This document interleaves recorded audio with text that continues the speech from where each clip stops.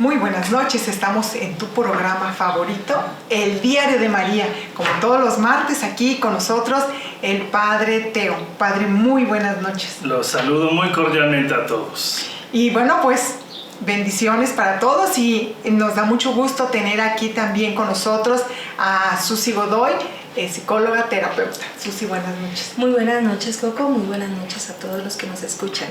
Y bueno, pues agradeciendo a todas las personas que se comunican, que nos hacen llegar sus preguntas, que nos ponen ahí un rengloncito bien subrayado.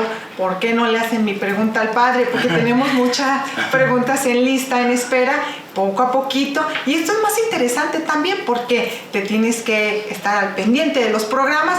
A ver cuándo te toca que te conteste. De hecho, es muy inteligente la metodología, porque así haces tu pregunta hoy al teléfono y te la contestan la próxima o en dos ocasiones. O la que sigue.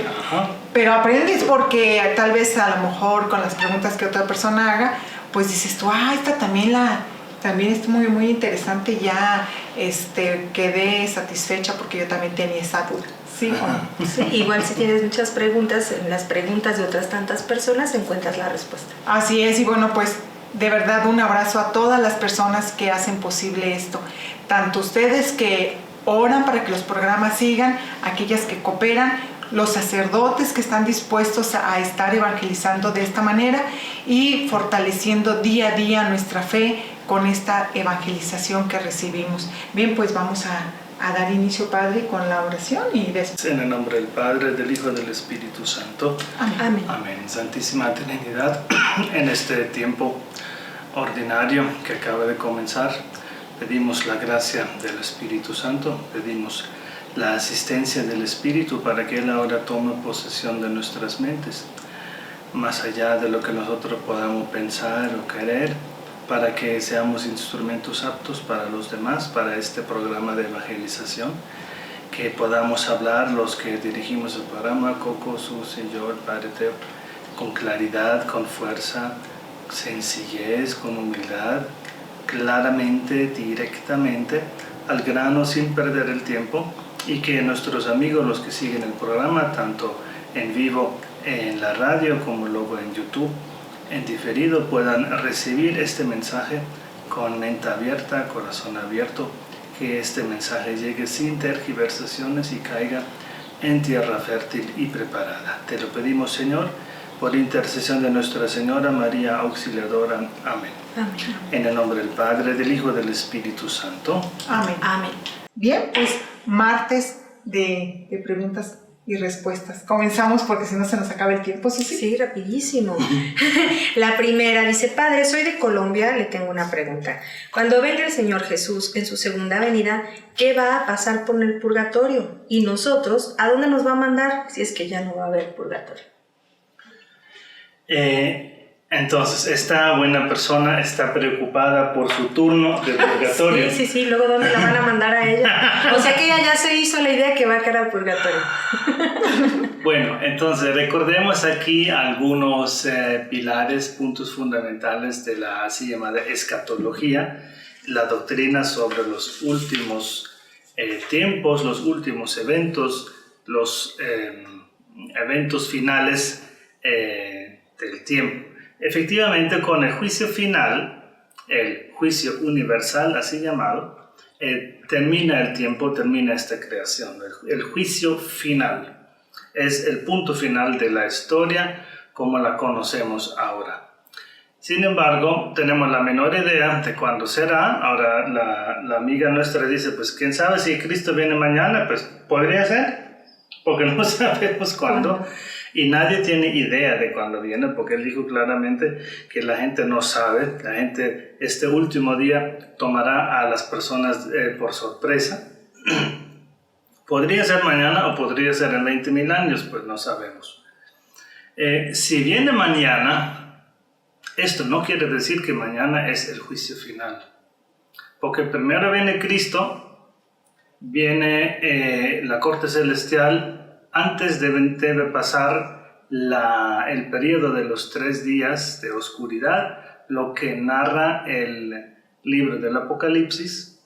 Así que la venida de Cristo no automáticamente quiere decir a los 5 minutos del juicio universal. Correrá algún tiempo. ¿Cuánto? Pues no está claro. Pero no confundamos el juicio universal con la venida de Cristo. Son dos eventos distintos. No sabemos cuánto tiempo media entre el uno y el otro. Pues mucho no, porque se supone que primero viene y luego el juicio. Pero es como la muerte, que sucede la muerte y luego el juicio, y uno tampoco sabe cuánto tiempo intercorre entre la muerte de uno y el juicio de uno. Solo se dice primero lo uno, luego lo otro, y ese luego cuánta extensión, pues no sabemos. La pregunta en sí, yo creo, se topa con los límites de nuestra imaginación, porque si yo me muero hoy y Dios me dice, te tocan 40 años de purgatorio, y el día de mañana es el juicio universal, porque Cristo vino esta tarde, entonces mi razón humana llega a un punto límite. Yo no puedo comprender cómo que en 15 horas, entonces Dios tiene que comprimir 40 años de purgatorio. Yo me tengo que purificar en 15 horas lo que yo hubiera tardado en 40 años si el purgatorio existe tanto tiempo.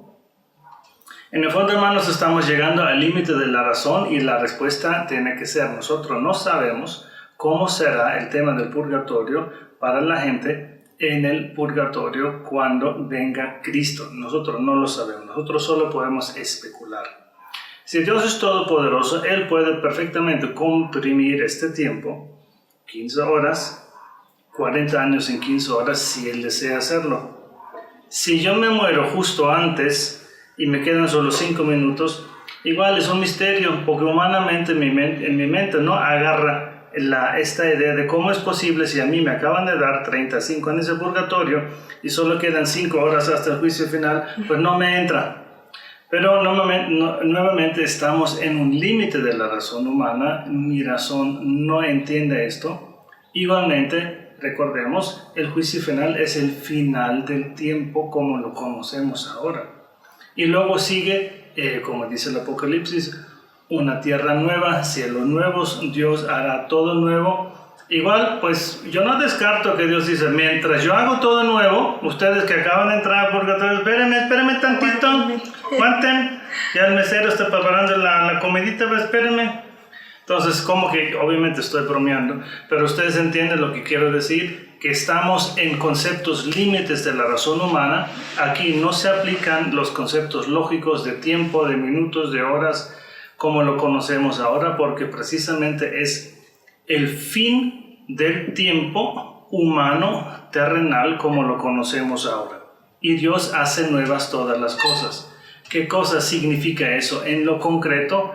Pues tocará esperar y dejarle a Dios la libertad de ejecutarlo. Eso sí, el tiempo de purificación que tú necesites, sí lo vas a tener. ¿Cómo será? Es un misterio. Siguiente. Padre, lo escucho desde la Ciudad de México. ¿Por qué no ha regresado? Se le extraña y se le quiere. Pregunta, ¿qué son los masones? ¿Y es verdad que sus poderes los obtienen con actos aberrantes? Entonces, en realidad, aquí me presentas 3 preguntas. ¿Me escuchas o nos escuchas desde la Ciudad de México? Fabuloso, no sabíamos que la señal llega allá. O tal vez tú estás viendo los programas en YouTube, igual, Al Aire con el Padre Teo, en nuestro canal Padre Teodoro, así se llama el canal. Si no hemos vuelto a la Ciudad de México es porque no nos han llegado invitaciones. En nuestra fundación San Miguel Arcángel, igual que Ágape Consultorías, nos movemos por invitaciones. Y el proceso de las invitaciones pues tiene su lógica, tiene su rigor. Necesitamos los permisos, necesitamos hablar de detalles, de viáticos, de calendarios, de qué lugar en qué lugar se va a hacer, cuánta gente va a ir, etc. Entonces hay una programación, una calendarización detrás. Si no hemos ido a México DF es porque no ha habido invitaciones, así de sencillo. Así que tienes que preguntar a tus vecinos que por qué no nos han invitado. A ver, pues invítanos pues. Luego, pregunta sobre... ¿Qué son los masones? ¿Y es verdad que sus poderes los obtienen con actos aberrantes? ¿Qué cosas son los masones? Sencillamente podríamos decir que los masones son pensadores libres. ¿Qué cosa quiere decir esto? En realidad, en la Iglesia Católica nosotros tenemos lo que llamamos un pensamiento dogmático que nos viene por revelación, sea escrita en la Biblia, sea en la tradición oral no escrita. Nuestro pensamiento, lo que nosotros creemos, no ha sido inventado por nosotros por razonamiento, por imaginación, sino nos ha sido revelado. Esta es nuestra convicción en la fe católica. Los masones se oponen a este pensamiento dogmático. Porque, miren, Jesucristo nos dice en el Evangelio de San Juan que Él es la vida, el camino, la verdad y la vida. Camino, verdad, vida.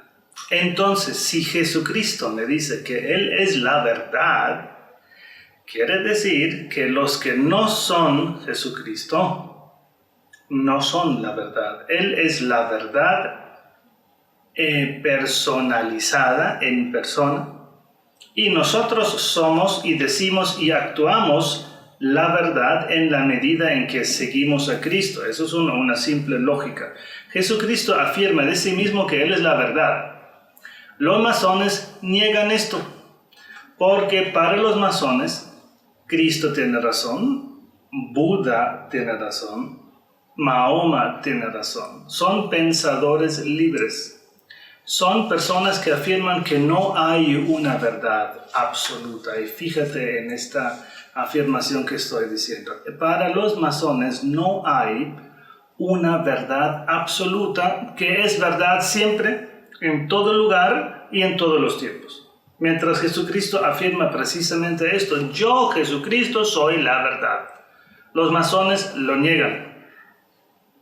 Esto tiene profundas consecuencias, porque si Cristo tiene verdad, pues yo puedo aceptar cosas del cristianismo. Si Buda tiene razón, yo puedo seguir y asimilar principios del budismo. Si Mahoma tiene razón, si todos los demás tienen razón, yo puedo tomar de este mercado pues las ideas que me convienen. Y así son los masones. Los masones creen en Dios, sí, creen en el famoso arquitecto, porque hay una lógica, pero su Dios para algunos es tal vez ni siquiera un Dios personal, porque el que el universo haya sido creado, pues no requiere pues que haya sido una persona, simplemente es la lógica de las cosas. El Dios masónico puede ser sencillamente la pura lógica, ese es el Dios masónico, etc. Así hay muchas concepciones dentro de la masonería porque ellos no tienen un pensamiento unitario. Hay muchas escuelas dentro de la masonería. Los masones buscan la llave de unificación de todo conocimiento. Es la búsqueda perenne de los rosacrucistas, sobre todo personajes de la Edad Media, del final de la Edad Media, inicio del Renacimiento, que buscan esta llave, y de ahí viene la famosa búsqueda del Santo Grial, etcétera, etcétera. Como si esta fuera la llave de unificación de todo conocimiento. ¿Cómo es posible unificar la afirmación Cristo tiene razón con la afirmación Buda tiene razón? He aquí la necesidad de encontrar una llave de unificación, y esto es lo que buscan los masones. Como ellos no tienen pensamiento unitario, hay algunos que son un poquito más teóricos, otros que son un poquito más prácticos, otros que son un poquito más intelectuales, etc. Dentro de la masonería, estas escuelas se organizan en forma de logias, y hay escuelas. Las logias escocesas, las logias francesas, las logias de Inglaterra, el rito escocés, porque ellos también tienen rituales, etc. Dentro de la masonería, como hay tanto pluralismo de pensamiento, hay logias que son más afines a nuestras convicciones católicas. Son sobre todo las logias norteamericanas que practican mucho el pensamiento filantrópico, hacen obras de caridad, los Rotarios, el Club Lo Rotario, etc. Ellos son masones, pero moderados, suaves, tú dirías, pues light, sí, pues bonachones, Sí. buenas gentes, ahí no hay. Altruistas, ¿no? Sí. Como les digo, no son de gran afirmación intelectual, de principios filosóficos. Ellos son prácticos, tierra a tierra. Hay que ayudar a los demás. Buenos, pues. Mientras otros, sobre todo las logias europeas, de rito escocés, de rito británico, francés, estos son los más agresivos, agresivamente anticatólicos, pero aguerridamente. Tú no puedes estar en una logia masónica de este tipo, de este talante, y ser católico. De hecho, la iglesia te prohíbe formar parte de sociedades secretas. Pues en realidad me estoy extendiendo demasiado, pero pues la pregunta era ¿qué son los masones? Entonces había que dar un poquito de información de fondo.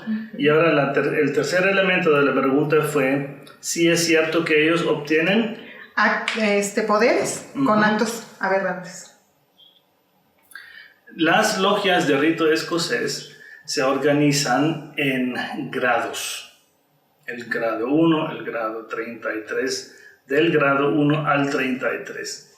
Los masones, como tienen estas imágenes de constructores, pues luego llaman sus grados según los diferentes tipos de profesiones que encontramos en la construcción, pero eso ahora no es importante.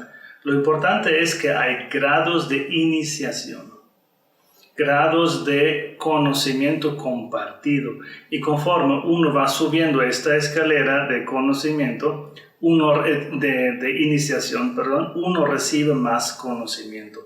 La masonería esencialmente es una secta de conocimiento reservado. Tú necesitas ascender en los grados para recibir más conocimiento. Y nosotros podemos afirmar lo que hemos visto en nuestras prácticas pastorales, es que los grados 30 hacia arriba tienen claras prácticas satánicas de desacralización de la hostia consagrada, actos homosexuales, actos sexuales, y casi siempre se trabaja de una u otra forma con lo que se llama magia sexual, intercambio de parejas, cosas abominables, pues perversión de la sexualidad en realidad, para de esta forma llevar a cabo sus rituales masónicos. Como les digo, para llegar allá uno tiene que haber escalado bastante, pasado mucho tiempo, haber participado, etc. Y esto pues no es para todos, y muchos luego no quieren seguir subiendo y se quedan de vez en el grado 15 o en el grado 3 o 8, pero no llegan tanto allá. ¿Qué significa haber obtenido poderes? Miren, cualquier persona que se dedica a pecar, de alguna u otra forma da poder al diablo, porque el diablo invita al pecado. Si tú quieres extender el reino de Dios en la tierra, pues toca ser santo, porque así tú vives en la tierra lo que Dios enseña. Y de esta forma el reino de Dios se extiende en la tierra. Si tú pecas, si tú te entregas a la mafia, al narcotráfico u otras formas de pecar, pues tú le das poder al otro. Entonces, los masones no buscan tanto poder. Ellos llevan a cabo sus rituales para propagar sus ideas, su filosofía, etc. Pero no se trata tanto de buscar poderes. Se trata de difundir su pensamiento, porque son enemigos del pensamiento dogmático como se practica en la Iglesia Católica. Último pensamiento para cerrar este punto tan profundo. Los masones no son sanguinarios. Sanguinarios son los satánicos. Y habiendo hablado una vez con una persona que salió de una secta satánica, ella me afirmó esto.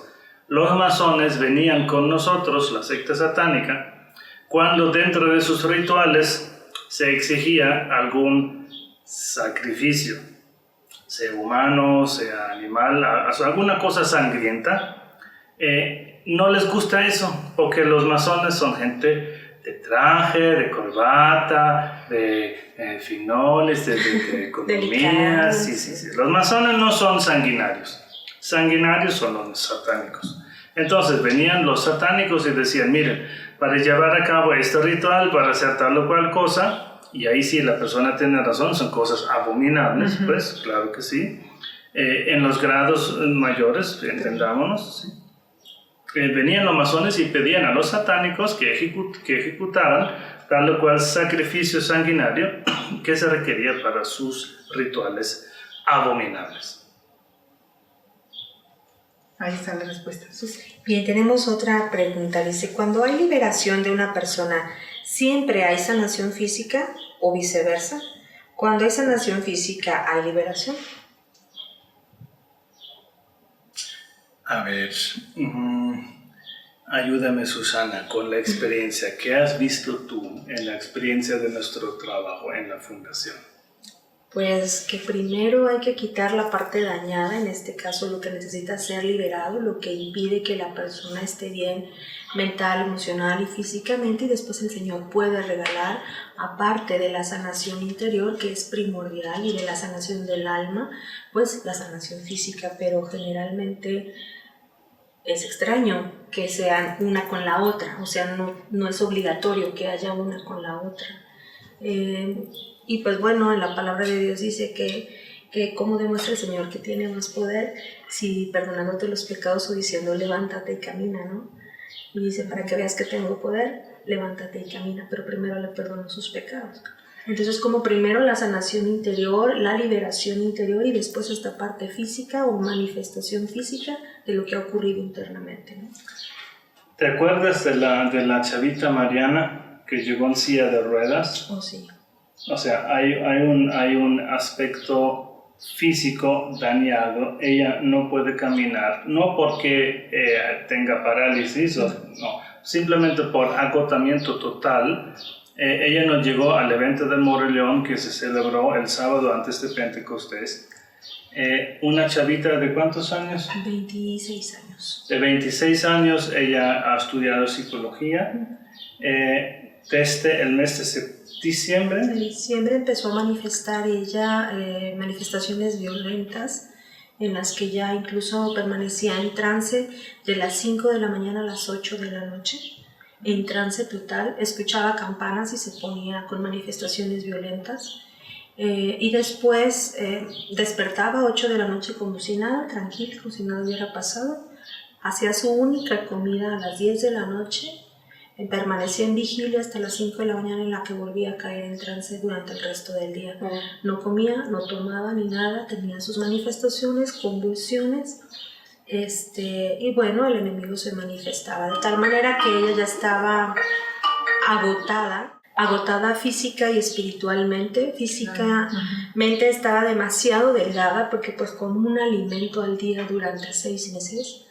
Estamos hablando de una chica que se consumía realmente sus labios muy partidos, y pues también la debilidad física más la manifestación espiritual le impedían movilizarse normalmente.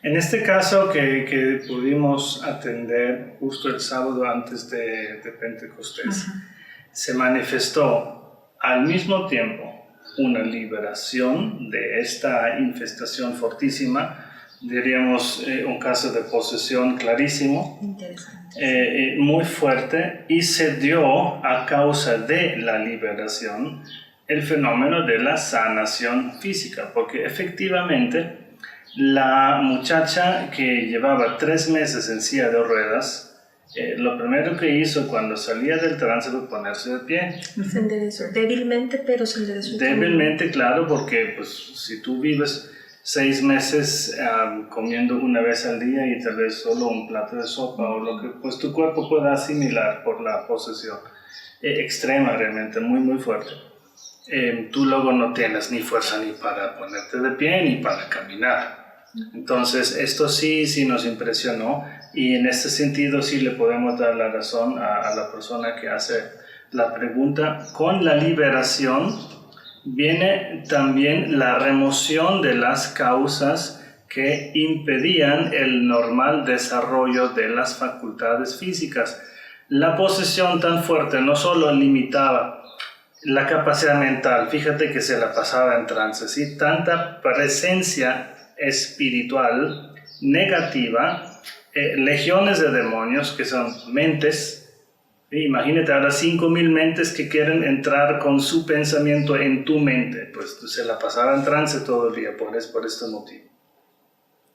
Eso también llega a afectar el desarrollo normal de las funciones físicas del cuerpo, la digestión, el descanso, y como luego no hay nutrientes, como luego no hay suficiente azúcar en la sangre, pues ya ni puede ni caminar. Entonces se da la liberación.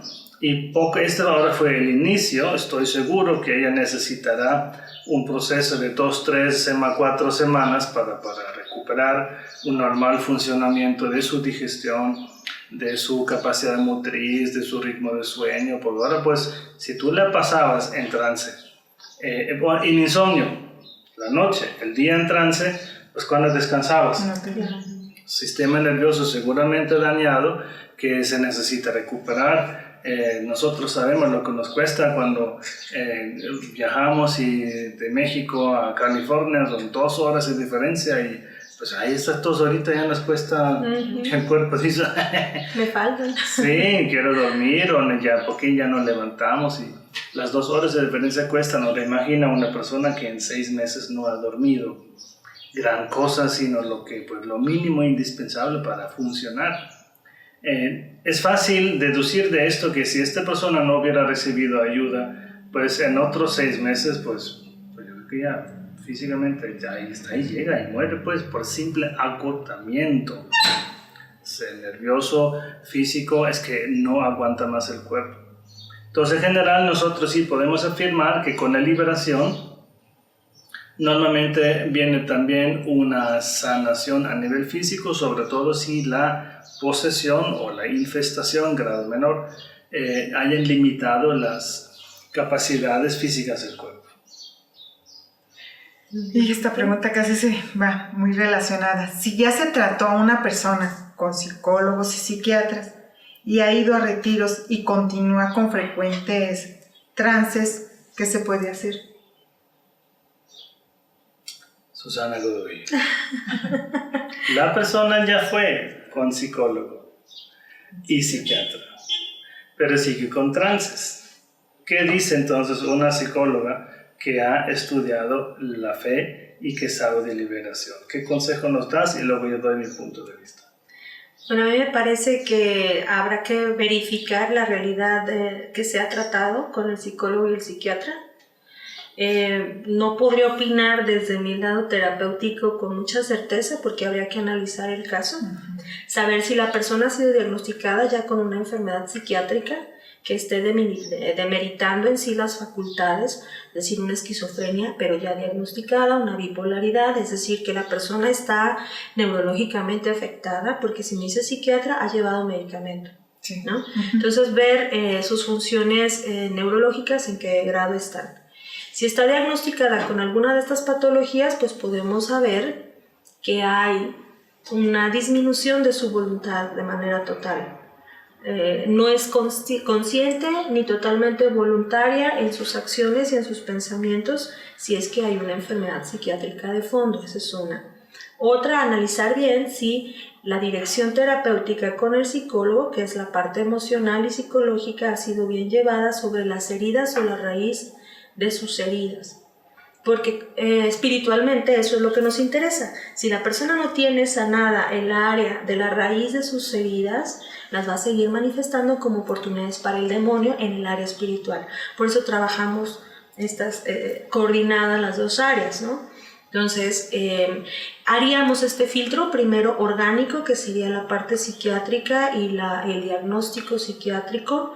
Después, el área emocional, que si la persona ha trabajado realmente en el origen de sus heridas. Y después pasaríamos a intervenir en el área espiritual. De alguna manera sería mejor paralelamente trabajar el área emocional, el área espiritual, y si la persona en realidad por su diagnóstico necesita medicamento, no soltarlo y llevar el monitoreo con su psiquiatra.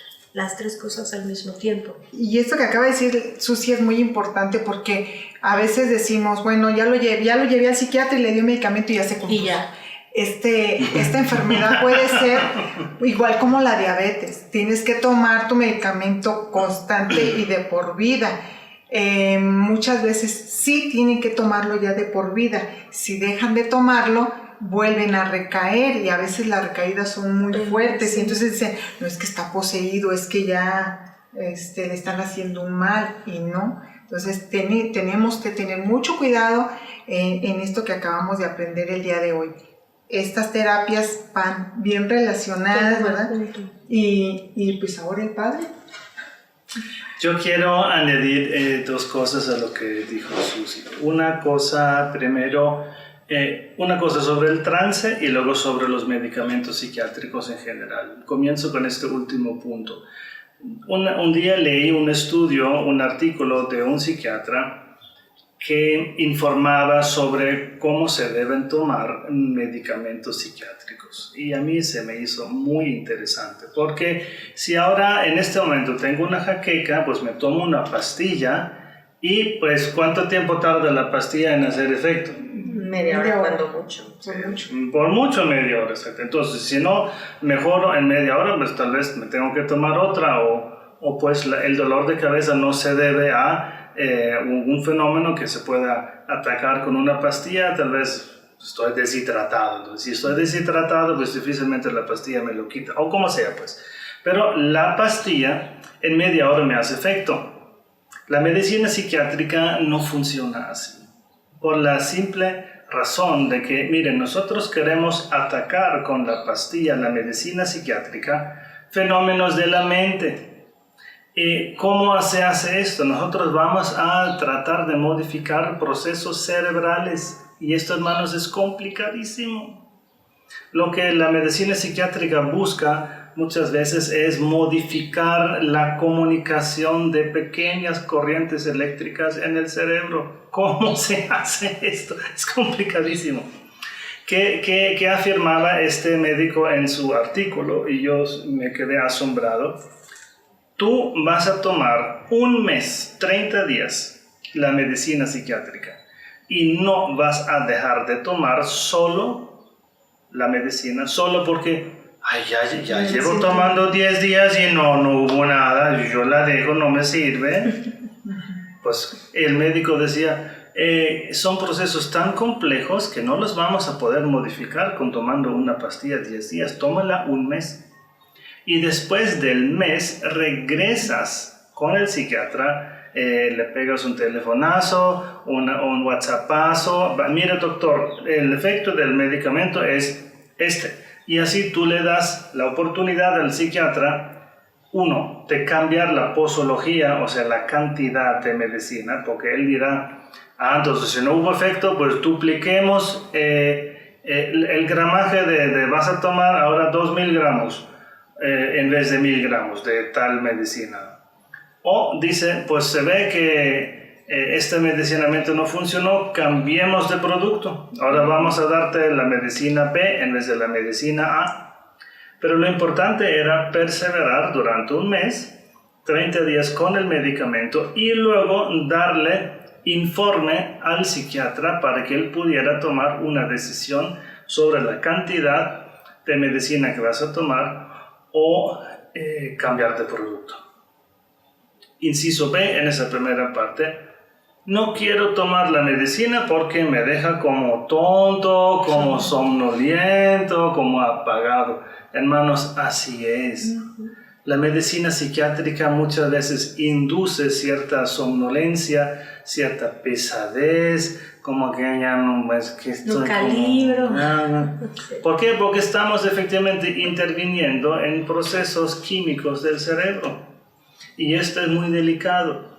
Una manera de sanar estos procesos que son tan delicados es durmiendo. Entonces te tomas una medicina y esta medicina te hace dormir 10 horas. Pues bendito mi Dios, porque el sueño es pues la mejor medicina en este momento para restaurar y sanar el sistema nervioso. Pues, entonces toca dormir.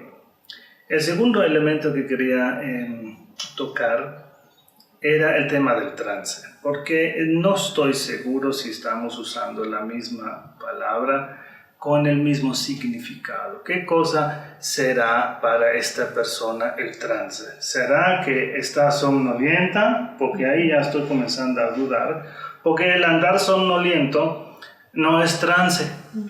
O sea, el trance, hermanos, es un fenómeno que conocemos de la oración de liberación. Significa lo siguiente: mi espíritu, mi alma, utiliza la base orgánica de mi cuerpo para comunicarse con este mundo. Y para ver necesito los ojos. Para olfatear necesito mi nariz. Y mira la nariz tan hermosa que traigo.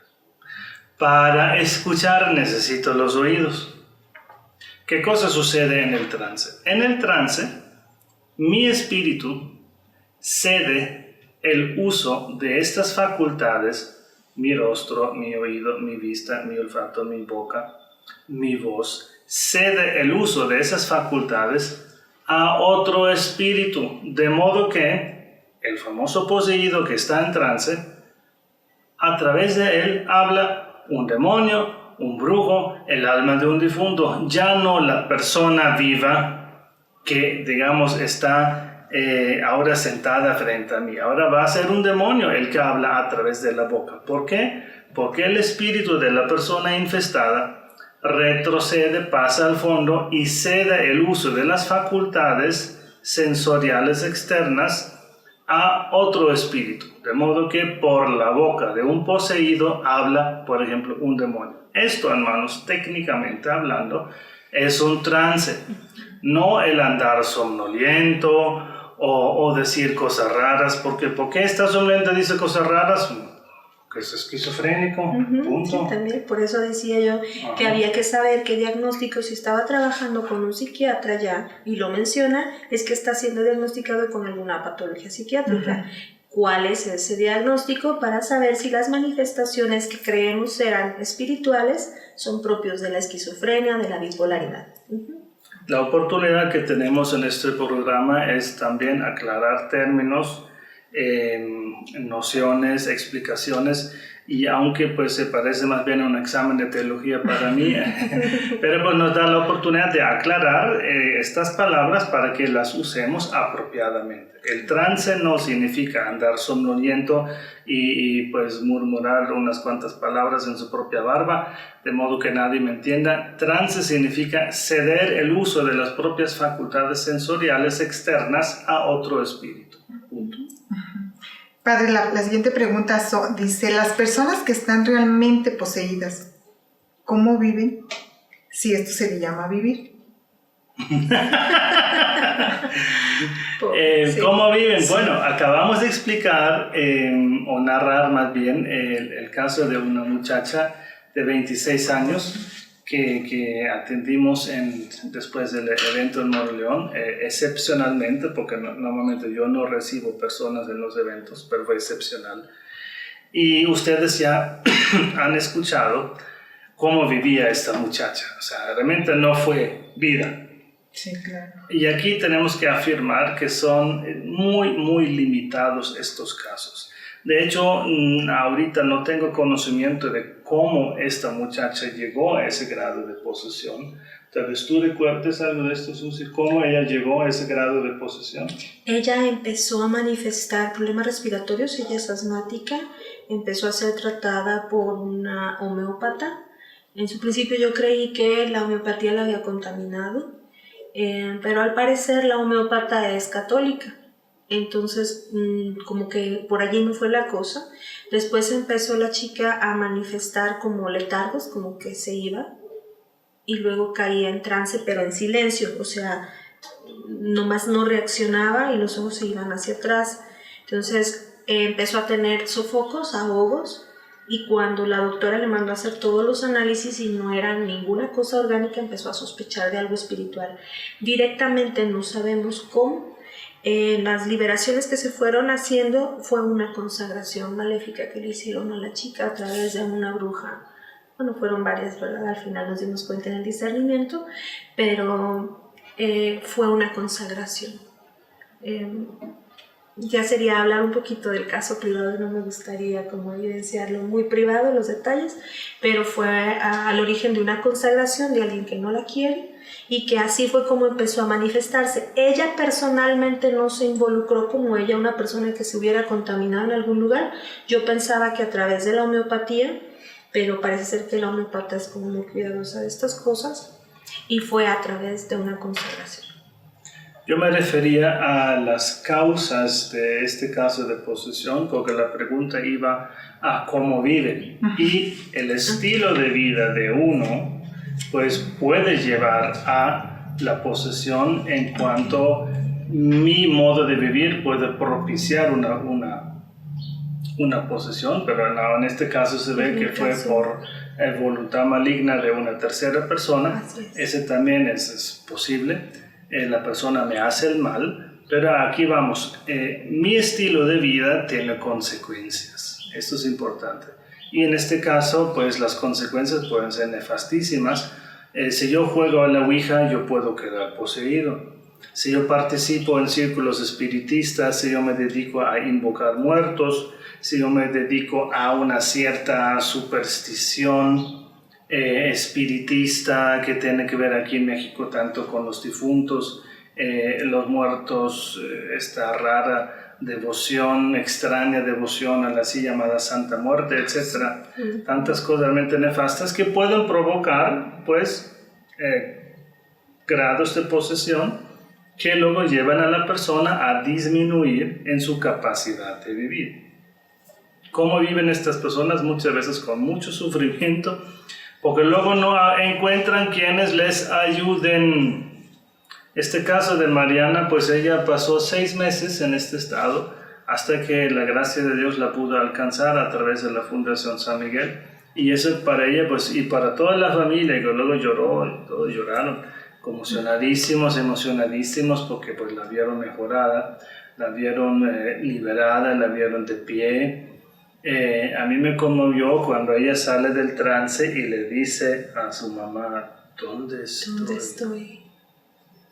Totalmente privada, no se daba cuenta de nada. Y aquí podemos afirmar, cuando una persona no recuerda nada, es que el trance fue total. Cuando una persona no recuerda nada, ni cómo llegó, ni lo que pasó, ni lo que dijo, al salir del trance dice, ¿y dónde estoy? ¿Y qué hago yo aquí? ¿Y cómo llegué yo aquí? ¿Y qué me ha pasado? Es que el trance fue 100%. Y en un trance 100%, cuando es pura manifestación del demonio, la oración de liberación es relativamente fácil. De hecho, es muy fácil porque no se trata de una mezcla de mis defectos psicológicos con posesiones, sino pura posesión. Pura cosa espiritual, y el espíritu obedece literalmente a la oración sacerdotal.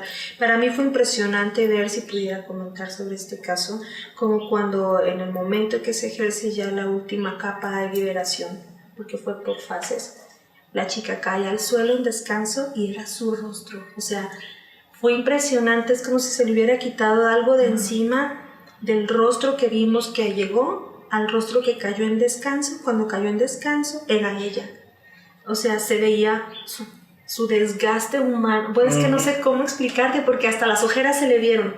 No se le veían ojeras en sí en su piel, ni el tono real de su piel, porque era como una cosa que estaba por encima de ella. No sé si lo vi físicamente o lo vi en visión, pero es que en realidad su rostro fue diferente cuando cayó en descanso de la liberación. Pero es justo lo que yo decía, el trance significa que otra conciencia utiliza mis facultades sensoriales. O sea, es mi rostro refleja otra persona. Algo que está encima, así y cuando ella es liberada, tú veías que era la chavita tierna, dulce, que es Mariana. Así es. Se le había quitado lo duro, lo burlón, lo áspero, se le había quitado y era la chavita de 26 años, dulce y tierna. Y al salir, el llanto desbordante y aliviador, porque uno aprende a escuchar en este camino diferentes tipos de llanto, no sé cómo explicarlos, pero este llanto transparente de liberación, de paz, de, ¿cómo se puede decir? De relax, de un alma que se libera por fin, un llanto de liberación. Eso fue algo realmente, un caso muy, muy importante para mí en lo personal, trascendente. Wow. Bueno, y continúa la pregunta, padre, dice, pero entonces, ¿cómo pueden vivir los familiares de personas poseídas y cómo se pueden proteger? ¿Cómo viven las personas familiares de personas poseídas? Pues, ellos participan del drama humano. Si yo soy la mamá de una persona, de una chavita, de un chavo poseído, pues son como ancianitos que los tienes que lavar, que los tienes que cuidar, les tienes que dar de comer, les tienes que dar la medicina, lo que fuera. En este caso tan extremo es un vía crucis para los familiares, porque ellos se ven muy, muy limitados en su capacidad de disfrutar, ir al cine, salir a una fiesta, descansar, porque tienen a esta persona realmente discapacitada en su casa. Porque la pobre Mariana, pues, ¿qué va a hacer? Ella necesita comer una vez al día, o solo puede comer una vez al día. Pues mamá no puede salir al cine en la noche, y ella tiene que estar ahí a las 10. Sí, pues, muy difícil. Vimos que venía el tío, que la abuelita, la mamá, entonces todo el núcleo familiar está involucrado para dar atención física, emocional a la persona afectada. Estamos hablando de una vida al borde del abismo, o sea, realmente, literalmente, porque luego la gente puede desesperarse, entregarse a renegar a Dios. Yo ya no creo en ese Dios, y por qué si yo soy tan bueno, pero porque mi hija, porque mi familiar, etcétera, etcétera. Son vidas muy difíciles. ¿Cómo protegerse? Sí, es obvio que la vida cristiana es la mejor protección de ataques del demonio. Lo que hay que hacer es vivir la gracia de Dios, los 10 mandamientos. La comunión diaria es lo mejor que puede pasar a tu alma. La comunión diaria, todos los días, si puedes, vas a misa, vas a comulgar. Yo creo que nuestra amiga Mariana llevaba 3 meses sin comulgar. Desde octubre no podía. O desde octubre, más de 7 meses sin poder comulgar por el grado tan alto de posesión. Ella no podía, pero si uno puede, pues la mejor protección es ir a comulgar, y por eso el diablo la atacaba tan fuertemente, no la dejaba comulgar, porque pues ¿quién se va a llevar una muchacha en ataques de posesión, con gritos, con pataleo, con golpes a una iglesia? De hecho, durante el evento la dejaban en el carro. Sí, porque el show era grande. Entonces sí, yo no les permití que estuvieran dentro de la asamblea, porque pues realmente el enemigo lo que quiere es eso, hacer su show y distraer. Entonces pues también no era momento, no era prudente. Y pues sí acercaron el carro, pero estuvo todo el tiempo en el auto y con manifestaciones constantes durante todo el día y toda la asamblea. Así que muy difícil en realidad. Las personas, tanto la persona que vive la posesión como los familiares, es muy desgastante. A mí me ha tocado acompañar 2 casos particulares de personitas cuya problemática ha sido posesión. Son 2 mujeres, son mamás con hijos adolescentes, y a mí me ha tocado en terapia trabajar con los hijos. Porque para un adolescente, a un jovencito de 12, de 14 años, ver que tu mamá se convulsiona, patalea, grita y hace cosas raras, pues imagínate un niño, o sea, un niño no espera que mamá esté en esto, ¿no? Y luego que te cuelguen a ti como niño de 12 años el rosario, la medalla y el rosario todos los días rezado, y luego vas a misa y mamá patea, o sea, como niño, o sea, tú nada más ponte en la estatura del niño de 12 años y ves todo el show, de repente todo era normal y luego de repente ya nada es normal, y esto genera un caos emocional y psicológico que en lo particular yo he trabajado con 2 familias. Genera problemas a largo plazo, sí, porque está la parte humana, y para que el resto de la familia comprenda la vivencia del poseído es muy difícil. Pero yo creo que todo esto Dios lo permite, porque si no, en estas familias alguien se perdería dramáticamente.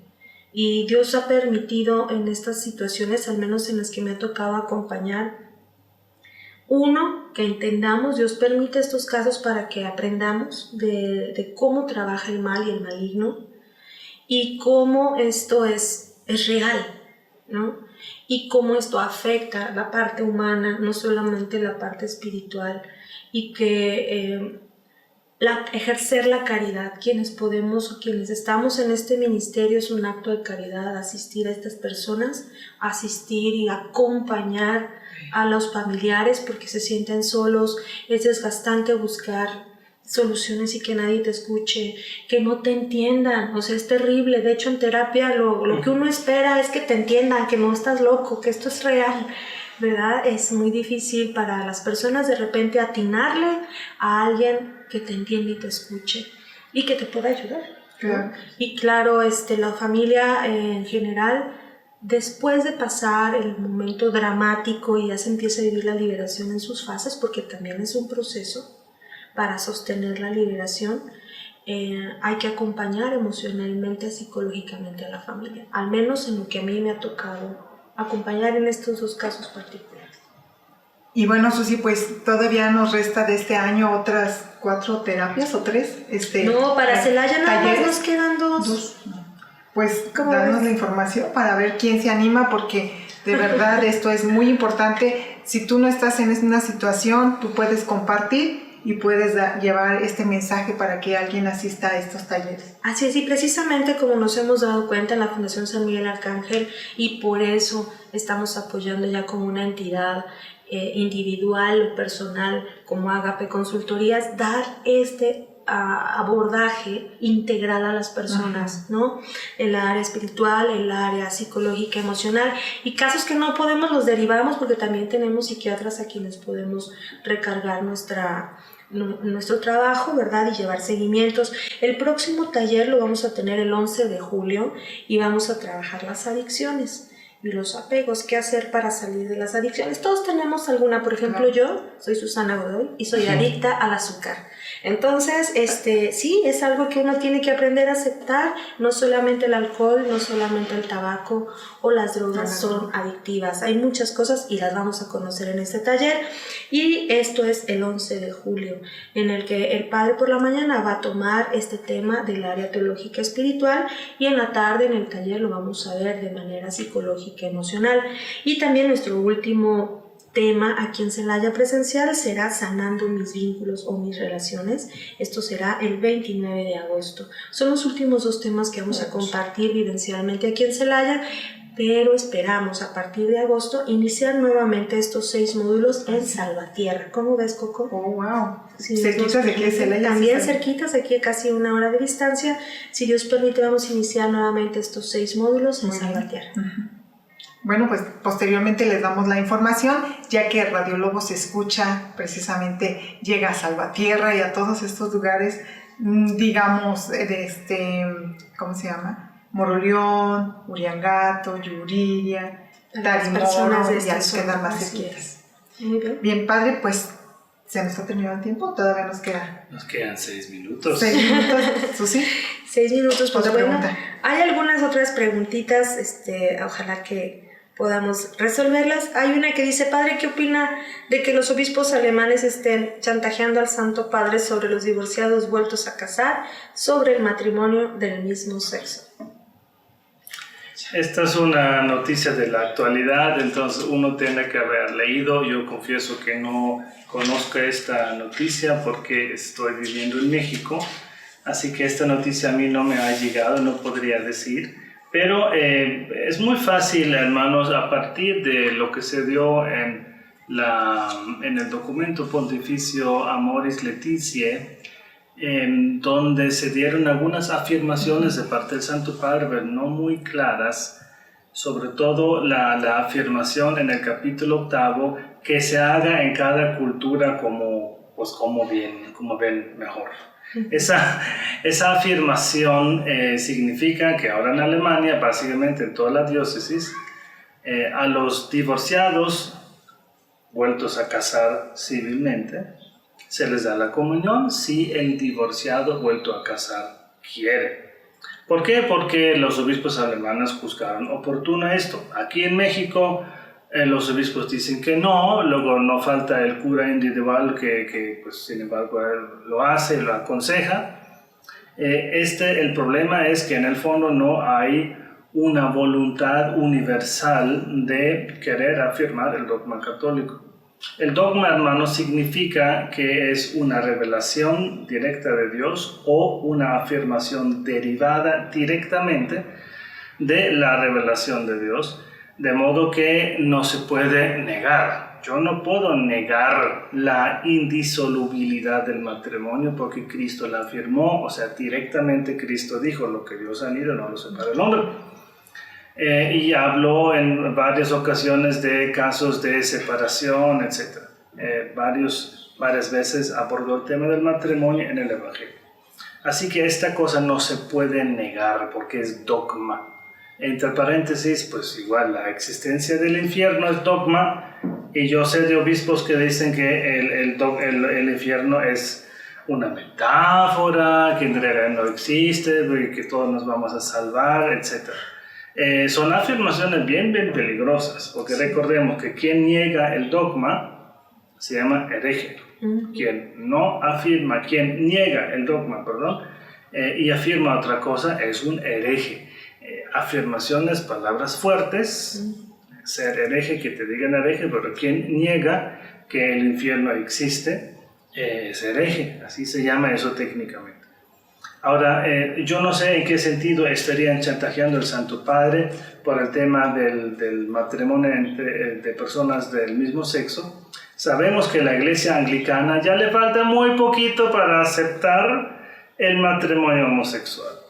En la Iglesia Anglicana, o sea, la parte de la Iglesia Católica de Inglaterra que se separó bajo Enrique V de la Iglesia Católica por motivos fútiles realmente, pero rechazaron el primado del Santo Padre, formaron su iglesia aparte, tenían la misma doctrina que los católicos y ahora poco a poco fueron deformándose.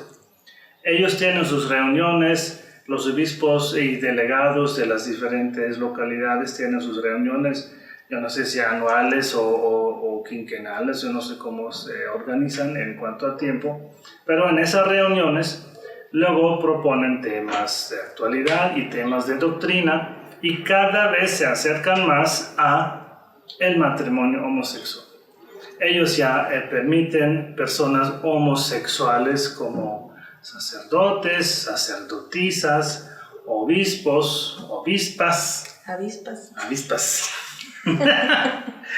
Sí, para nuestra doctrina católica pues es chocante ese concepto tal vez, ¿sí? Pero pues si ya permiten hasta clero homosexual, pues ahora ¿por qué? Pues ¿qué les falta? Dar el último paso de permitir y decir que Dios también bendice el matrimonio entre dos personas del mismo sexo. Entonces como ya les falta muy poco para llegar hasta allá. Entonces yo no sé entonces cuál sería el chantaje que están haciendo, pero estas son corrientes teológicas que sí se están dando. Entonces, ahí sí, nos faltan 2 minutos, podemos hacer una oración final y cerrar nuestro programita. En el nombre del Padre, del Hijo y del Espíritu Santo. Amén. Santísima Trinidad, como siempre queremos presentarte al final de nuestro programa todas las intenciones, las preguntas, las inquietudes, los sufrimientos que nuestros radioescuchas han aportado, sea por sus llamadas telefónicas, sea las intenciones que han dejado. Las situaciones familiares que están viviendo las personas que han seguido nuestro programa. Queremos, Señor, que la gracia de la ascensión, la gracia de Pentecostés se siga irradiando en este mundo, que la gracia tuya alcance a todas estas personas, alivie sus dolores, mitigue sus sufrimientos, proponga soluciones a sus dificultades. Sobre todo quiero pedirte, Señor, porque sé lo mucho que significa que tus hijos en dificultad encuentren compañía humana, santa y buena, encuentren amigos, encuentren consejeros, encuentren personas que les presten una mano amiga para levantarlos, para mostrarles el camino, para aconsejarlos. Señor, muchas veces nosotros queremos trabajar y no encontramos la manera como que tu Espíritu Santo nos abra el camino, nos permita llevar a cabo ahora estos talleres en Salvatierra, nos permita evangelizar por todo el territorio mexicano, norteamericano, que podamos evangelizar todo este continente con tu bendición y también a través de este programa de radio. Te lo pedimos, Señor, por intercesión de Nuestra Señora, María Auxiliadora. Amén. Amén. El Señor esté con ustedes. Y con Y con tu espíritu. La bendición de Dios Todopoderoso, Padre, Hijo y Espíritu Santo, descienda sobre ustedes. Amén.